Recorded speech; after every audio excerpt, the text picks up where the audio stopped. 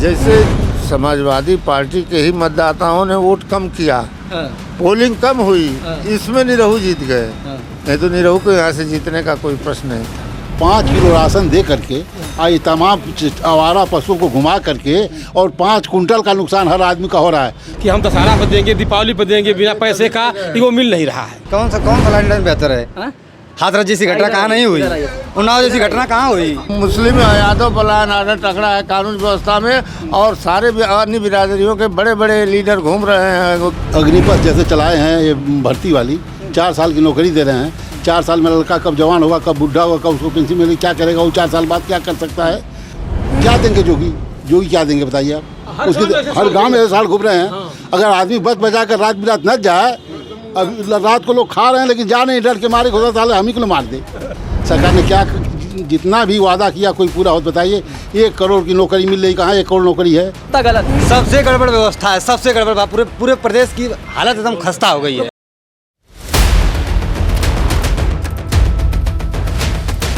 नमस्कार, बदलेगा भारत देख रहे हैं आप और मैं हूं आपके साथ विक्की सिंह।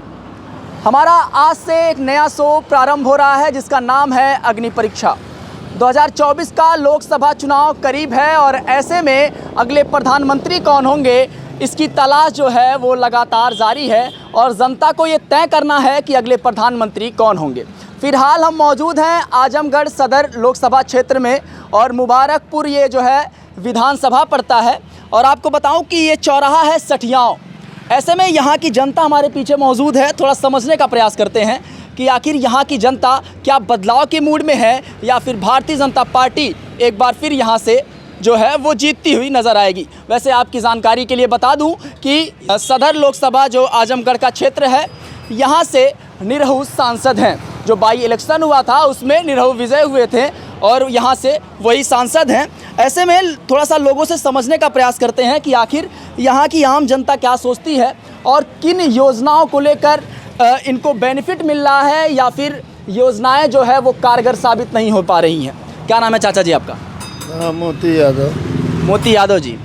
चाचा जी ये बताइए, यहाँ से सांसद निरहुआ जी हैं, क्या लगता है जब बाई इलेक्शन हुआ तो क्या सोचकर यहाँ की जनता उन्हें वोट करी और कितना हद तक वो खरे उतरे हैं? खरे तो 1% नहीं उतरे हैं। वोट तो संजोग था कि वो जीत गए। अपने ही मतदाता वोट पोल किए, इसमें निरहू जी जीत गए, नहीं तो निरहू जी यहाँ जीत नहीं पाते। नहीं समझ नहीं पाए, अपने ही मतदाता मतलब? जैसे समाजवादी पार्टी के ही मतदाताओं ने वोट कम किया, पोलिंग कम हुई, इसमें निरहू जीत गए। नहीं तो निरहू को यहाँ से जीतने का कोई प्रश्न नहीं था। अच्छा एक बात बताइए, 2024 में लोकसभा का चुनाव है, प्रधानमंत्री तय होंगे। क्या लगता है कि देश की आबो हवा मौजूदा परिवेश में किस ओर इशारा कर रही है? देखिए, देश की बात तो हम नहीं करते, लेकिन यहाँ से समाजवादी पार्टी ही जीतेगी। समाजवादी पार्टी। अखिलेश जी मुखर होकर जो है लगातार चाहे कांग्रेस हो चाहे बीजेपी हो उसके विपक्ष में बोलते हुए नज़र आ रहे हैं। विधानसभा में भी मुखर होकर आवाज़ उठाते हुए नज़र आ रहे हैं। क्या लगता है किस प्रकार की रणनीति इस बार समाजवादी पार्टी की रहने वाली है? एकदम सही यही है कि इस बार रणनीति यही रहने वाली है। उसी के परिप्रेक्ष्य में देखिए, वहाँ बंगाल में चल रहा है अधिवेशन समाजवादी पार्टी का और ममता बनर्जी और सारे लोगों ने उनका स्वागत। क्या लगता है ममता बनर्जी की पार्टी जो है और अखिलेश यादव की पार्टी इस बार साथ मिलकर चुनाव लड़ने वाली है? क्योंकि मुलाकात करके तो कहीं ना कहीं ये लड़ने वाली है, साथ रहेगी। साथ रहेगी। ऑफ कैमरा चाचा जी आपका क्या नाम है?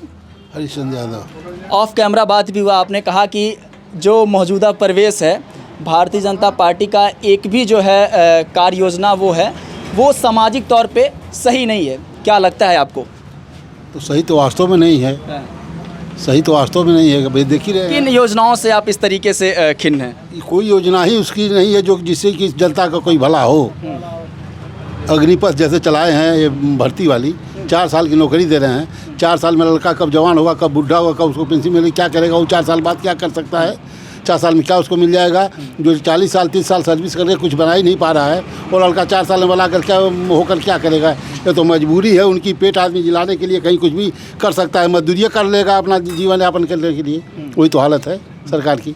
सरकार ने क्या जितना भी वादा किया कोई पूरा हो बताइए। 1 करोड़ की नौकरी मिल रही, कहाँ 1 करोड़ नौकरी है? पर डे पेपर में चिल्ला रहा है 1 करोड़ की नौकरी हम दे रहे हैं। 1 करोड़ युवाओं को, कहाँ युवा हैं? सब युवा के कहाँ जा रहे हैं? कहाँ नौकरी में 1 करोड़ जा रहे हैं? कहीं वैकेंसी कोई हो तो बताइए। तमाम कोई बीएड करके घूम रहा है, कोई बीटीसी करके घूम रहा है, कोई एमटेक करके, कोई बीटेक। सरकार तो कहती है सर कि रोजगार हम लोगों ने दिया है, उस हद तक नहीं दिया है, लेकिन रोजगार दिया है सरकार ने मनरेगा में, जिसका कि केवल प्रधान और सेक्रेटरी ही पैसा निकाल के उसका खा जा रहे हैं। अच्छा, हाँ। तो जो मनरेगा में जो रोजगार मिला है उसको भी सरकार जुड़वा दे रही है अपने में। हाँ, और क्या, वही रोजगार है।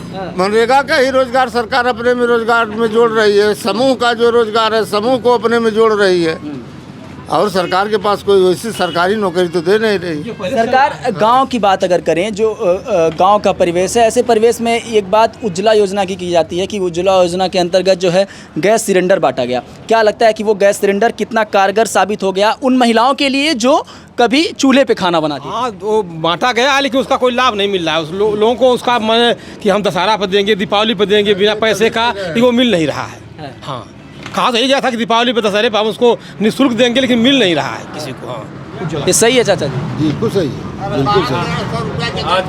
आज का रेट देख लीजिए ना पहले। क्या हुआ? आज का उसका प्राइस देख लीजिए ना। अच्छा, एक बात बताइए, इसी के तहत सम्मान निधि की बात की जाती है कि सम्मान निधि के अंतर्गत पैसा जो है किसानों को मिल रहा है, तो सरकार तो अच्छा योजना चला रही है, क्या दिक्कत आ रही है? अब उसमें सबको थोड़ी मिलता है। क्या हुआ? पैसा 500 रुपया हमको मिल रहा है महीना निधि में, पर प्रावधान तो 2000 देने का है। 500 में मिलता है, और उसमें डीएपी में हमारा 5 किलो वजन कम कर दिया गया, दाम वही है। यूरिया में भी 5 किलो वजन कम कर दिया गया, दाम बढ़ा के 400 रुपया यूरिया बिके, जो उसका 246 रुपया दाम है। और 400 रुपया, 400, 450, 500 में यूरिया नहीं मिल रही है। तो ये सोसाइटी से जब आप खाद लेते होंगे तो इसी सोसाइटी कोई चल रही है सारी, सब सोसाइटी तो बैठ गए सभी डिफाल्टर। पर सरकार तो राशन जैसी योजना भी चला रही है, महीने में 2 बार। एक मिनट सुनिए, 5 किलो राशन दे करके ये तमाम आवारा पशुओं को घुमा करके, और 5 कुंटल का नुकसान हर आदमी का हो रहा है। मैं आज गया था बसौदा गांव में, 2 आदमी की बात मैं बता रहा हूँ, उन 10 बिस्सा दोनों बोए थे, बाद में थोड़ा सा, उसमें हंसुआ लगने का कोई चांस नहीं, हंसुआ लगे। भगवान कसम कहते हैं एकदम से, बिल्कुल 100 की संख्या में घूम रहे हैं। योगी सरकार ने अभी 2-3 दिन पहले एक योजना को अमल में लाने का बात कहा है। उन्होंने कहा है कि जो आवारा पशु घूम रहे हैं, अगर इनसे किसी व्यक्ति को चोट लगती है तो उसको भी एक निश्चित राशि दी जाएगी, और अगर जो है फसल नुकसान होता है उस दौरान, अगर जो फसल नुकसान हो रहा है उसके लिए भी एक ऐसी, हर ज़िले में एक ऐसे लैंड की व्यवस्था 25 या 30 एकड़ को लिया जाएगा, और वहाँ पे जो आवारा पशु हैं उनको रखने की व्यवस्था की जाएगी। ये सब कहने की बात है, सुन लीजिए मेरी एक मिनट। आप चले जाइए फिरोजपुर राजेंद्र राय के घर, मैं एक रोज़ खुद वहाँ गया था, उस दिन गया था ना, एक वहाँ पर सांड है जो कि लाठी डंडे का उसके ऊपर कोई असर नहीं है। कल तो बता रहे थे दरखास्त लेकर के, कल यहाँ उनके भाई अमीन साहब लेकर आए थे वीडियो साहब के यहाँ, वीडियो साहब चूँकि थे नहीं, और वो उसका इतना आतंक है कि 4-5 आदमियों को घायल कर दिया है। एक औरत को उठाकर पटक दिया, उसकी टांगें फ्रैक्चर हो गई। क्या देंगे जोगी क्या देंगे बताइए आप? उसके हर गाँव में साल घूम रहे हैं।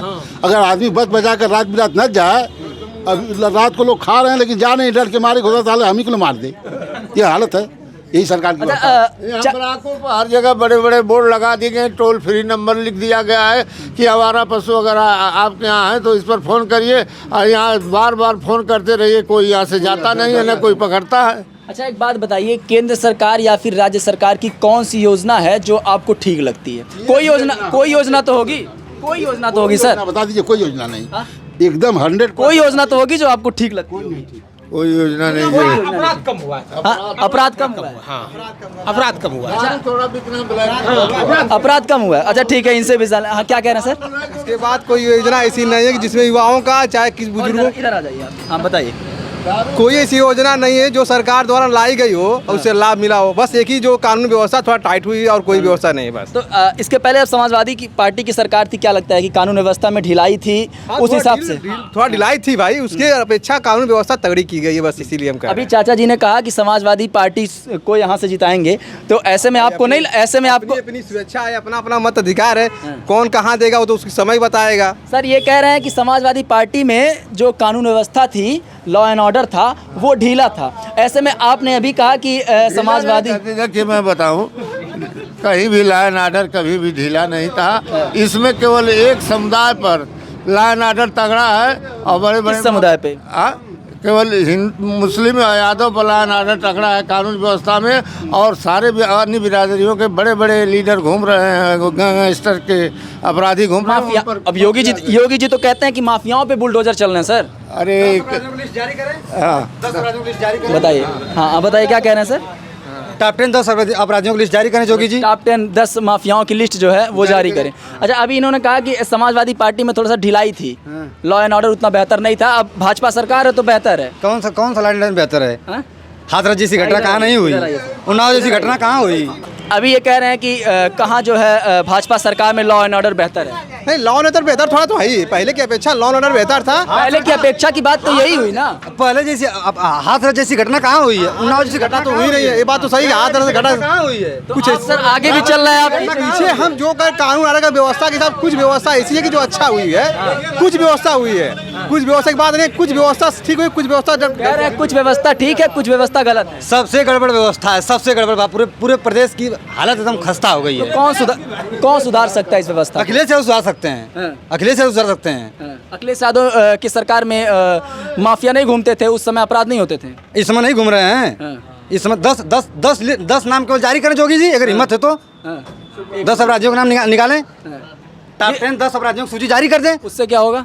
तो पता चल जाएगा ना जनता को कि अपराधी कौन है, कौन लोग नहीं है। आतिक अहमद के ऊपर कार्रवाई हो रही है केवल और एक जात विशेष के ऊपर हो रही है, केवल एक जात विशेष के ऊपर, जात विशेष के ऊपर हो रही है, विशेष के ऊपर, जात विशेष के ऊपर कार्रवाई हो रही है। अच्छा, एक बात बताइए, कानपुर वाली जो घटना हुई थी, मुझे नाम नहीं याद आ रहा है, विकास दुबे, तो वो जात विशेष के ऊपर कैसे हो गई? वो दुबे थे सर। ऐसी बात नहीं है। कल नहीं, वो तो दुबे थे ना। अब मेरी बात समझिए।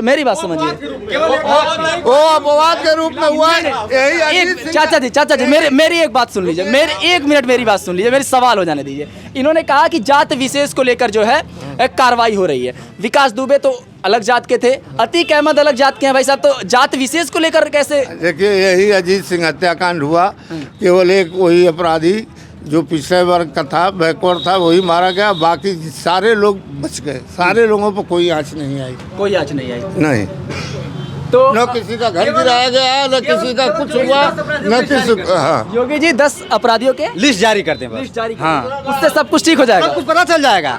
दूध का दूध, पानी का पानी हो जाएगा कि कौन अपराधी है, कौन नहीं है। अच्छा, एक बात बताइए, मान लीजिए योगी जी 10 माफियाओं की लिस्ट जारी कर देते हैं, तो क्या आपको लगता है कि उत्तर प्रदेश में केवल 10 ही ऐसे माफिया? पता चल जाएगा ना, तो पता चलेगा ना कि कौन अपराधी कौन नहीं है, पता तो चलेगा। वो लिस्ट क्यों नहीं जारी करते हैं? क्या कमी है कि नहीं लिस्ट जारी कर रहे हैं, बताइए। अच्छा, समाजवादी पार्टी आएगी तो लिस्ट जारी कर देगी? हाँ, जारी करेगी, वो आएगी तब, जब आएगी तब ना, तो देखा जाएगा, पहले ये तो जारी करें। अच्छा, एक बात बताइए कि समाजवादी पार्टी और तमाम जो राजनीतिक पार्टियां हैं, अभी के प्रवेश की अगर बात की जाए, अगर एकजुट होकर ना लड़े तो क्या लगता है कमज़ोर होंगी, या फिर अगर समाजवादी पार्टी ममता बनर्जी की पार्टी से लड़ती है चुनाव तो उत्तर प्रदेश में उसका कुछ असर देखने को मिलेगा? कौन बताएगा? ये तो समय बताएगा, समय बताएगा। अभी कुछ कहा नहीं जा सकता कौन रहेगा कौन नहीं रहेगा। अखिलेश यादव का बयान आया, उन्होंने कहा कि बीजेपी और कांग्रेस से हम दूरी जितना बना सकेंगे उतना बनाएंगे। तो बनाए तो हैं, बना रहे हैं। तो ये तो उन्होंने साफ कर दिया है कि कांग्रेस के साथ वो चुनाव नहीं लड़ेंगे। सवाल नहीं उठता। हाँ, कांग्रेस के साथ वो चुनाव नहीं नहीं लड़ेंगे, नहीं लड़ेंगे। जनाधार नहीं कांग्रेस का यहाँ है, कोई जनाधार नहीं। अगर देखा जाए विधानसभा चुनाव में जो है जनाधार कांग्रेस का उत्तर प्रदेश में नहीं है, लेकिन अगर लोकसभा चुनाव आता है तो जाहिर तौर पे दूसरी पार्टी उभर कर कांग्रेस ही आती है, जो जिसकी दावेदारी उत्तर प्रदेश में भी मजबूत दिखती है। नहीं, ऐसा तो नहीं है, ऐसा कभी नहीं हुआ है। यहाँ एक MP ऐसा कभी नहीं हुआ। एक MP जीते वो रायबरेली से। हाँ, सोनिया जी जीती। इस बार बसपा पिछली बार 10 सीटें जीती थी। बसपा पिछली बार 10 सीटें जीती थी। उसके साथ भी आने की संभावना दिख नहीं रही है। अभी फिलहाल तो नहीं दिख रही है। उसके साथ भी आने की संभावना नहीं दिखी। नहीं दिख रही, नहीं दिख रही। अभी हम लोग सठियाव चौराहे पर मौजूद थे और निरहू का ये संसदीय क्षेत्र है और तमाम लोग हमारे पीछे आप देख सकते थे मौजूद थे। अपनी अपनी प्रतिक्रियाएं लोगों ने दी और जिस हिसाब से प्रतिक्रिया आई उससे ये साफ जाहिर होता है कि अभी यहाँ के लोग जो है वो भाजपा सरकार से खिन्न है और समाजवादी पार्टी के रूप में बदलाव की एक उम्मीद जो है वो देखते हैं। ऐसे में लोकसभा चुनाव में यहाँ से कौन जीतता है ये एक अहम बात रहेगी। तब तक के लिए बने रहें हमारे साथ और देखते रहें बदलेगा भारत।